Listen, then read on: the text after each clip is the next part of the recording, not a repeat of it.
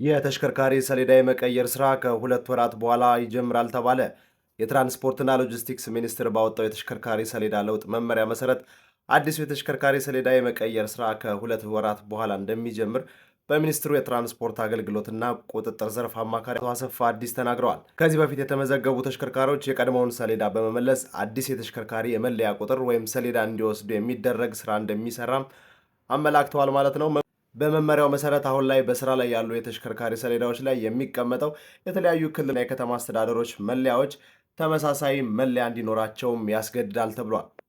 በሀገሪቱ የሚመዘገቡ ሁሉም ተሽከርካሪዎች የሚለጥፉት የመለያ ቁጥር ሰሌዳ ላይ የኢትዮጵያ ካርታ እንዲሁም ኢትዮጵያ ባጸደቀችው ዓለም አቀፍ ስምምነት መሰረት የተሰጣትን ሀገራዊ ልዩ ምልክት ኢቲኤች እና ኢት የሚል የግዕዝ ፊደልና የላቲን ፊደላት ይዘት እንዲኖረው ይደረጋል ተብሏል።